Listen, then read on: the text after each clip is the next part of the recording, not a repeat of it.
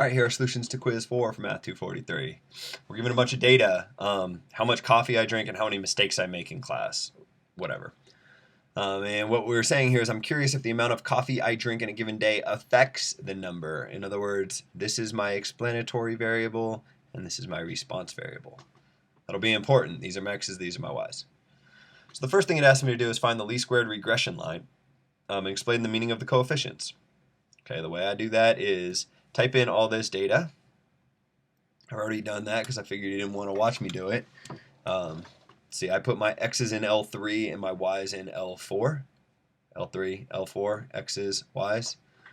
So what I'm going to do is when I do my linear regression, when I hit second and then, no, I don't hit second, I just hit the stat button. Then I go over to calc, and the fourth thing on the list is linear regression.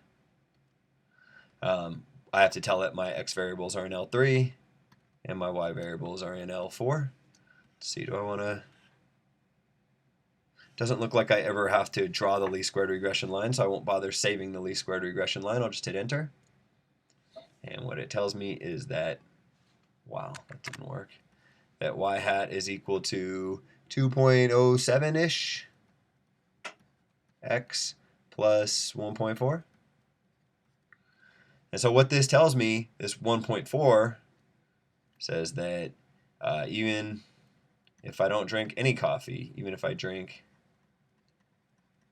0 coffee, I'll still make,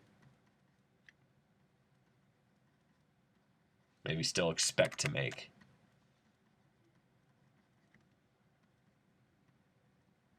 1.4 mistakes. Yeah, but this 2.07 is telling me that for each additional cup of coffee that I drink,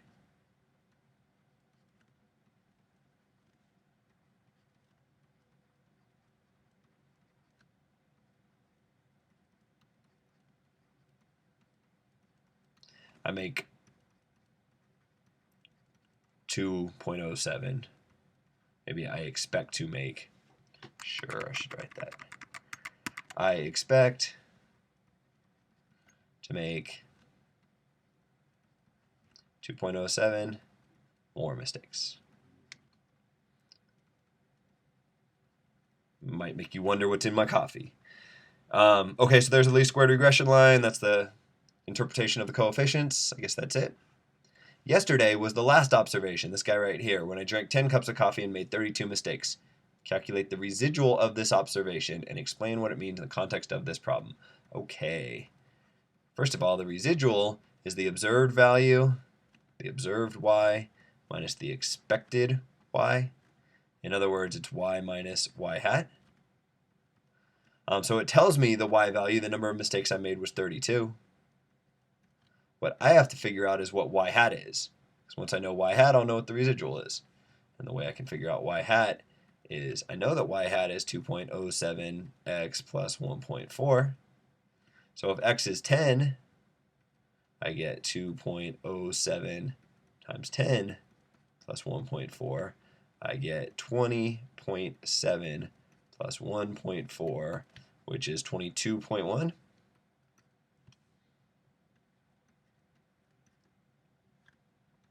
Then if I do 32 minus 22, I'd get 10. So 32 minus 22.1, I get 9.9. And so to interpret that, maybe I need to switch colors. So yesterday, I made 9.9 more mistakes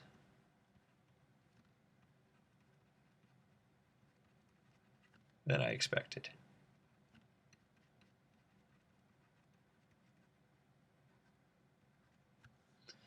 All right, I guess that's the end of number 2. Calculate r squared. What's nice is my calculator gives me r squared. So under linear regression, it tells me that r squared is equal to, the way your calculator says it is linear regression ax plus b. And it'll tell you that r squared is equal to, what's that say, 0.57? But more important is its meaning. And so what that tells me is that 57.2% of the variance in mistakes made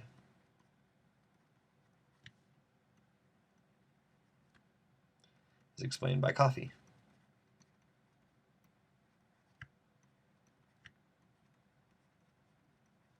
Something like that. And finally, the fourth one, it says to sketch a residual plot, and then it asks which problem is present.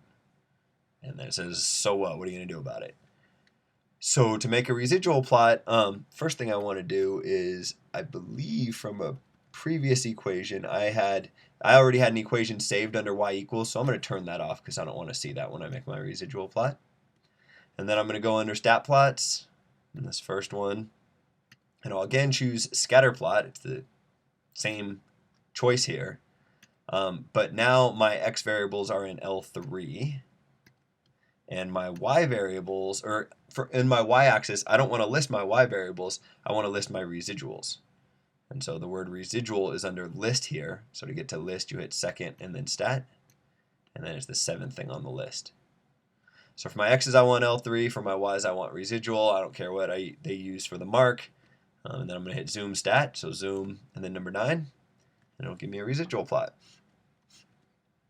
You don't have to be too precise with this thing. Just the point is we have a couple observations above the line, one below, some more above, more below, above, below.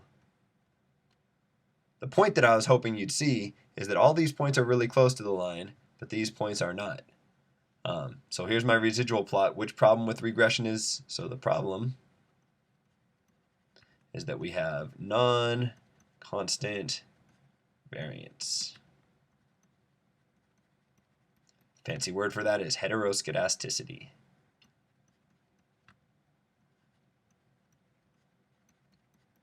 I don't care if you know that word, so I'll put an or in there. You can say either one. So problem, we have non-constant variance or heteroscedasticity, and what that tells us, because of this problem, what must we take caution in doing? So be careful when using the line, using LSR to predict large values of x. What I'm saying is when x gets large, when we're over here on the right-hand side, the variance is all over the place. So the line isn't as good of a predictor. So when we have heteroscedasticity, we got to be careful of that. That is the end of this quiz.